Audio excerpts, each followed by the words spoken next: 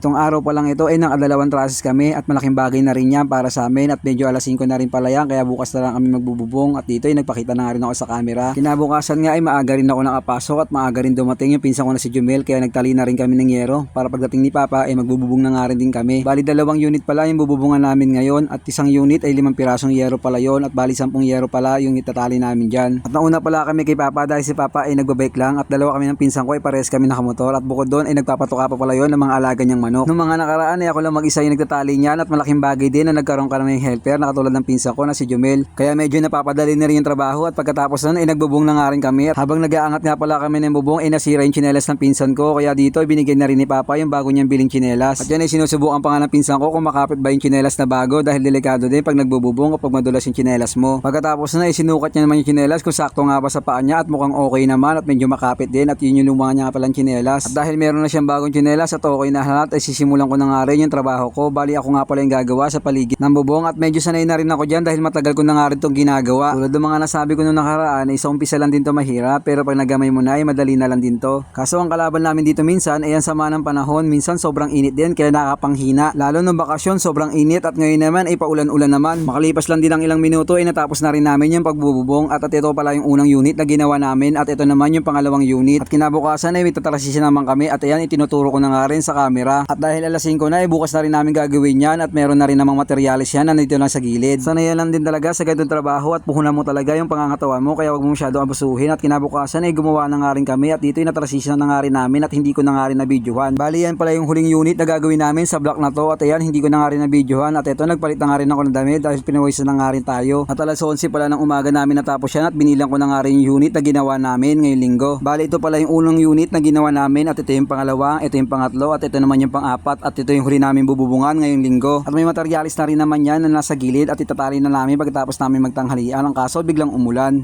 Malakas ang ulan. Ano, Papa, nakapote na. Basang-basa. Hindi kaya magbubong pero yun ay isang pa na yung bubong. Bukas na lang namin tatapusin. May gutter na rin yan. Madali na lang yan. Mga isang oras kalahati na lang yan. Ganyan talaga, kalaban din namin yan, panahon. Ano kalaban namin? Pag nagbububong o nagtatrasis kami, sobra as ng ulan. Mapapansin nyo talagang malakas ang ulan eh. Basang-basa yan. Kapote na nga si Papa eh. Ito, iatid muna namin yung gamit. Bukas na lang yan. Maganda lang, napabiling na rin yan. Yung 5 unit na yan.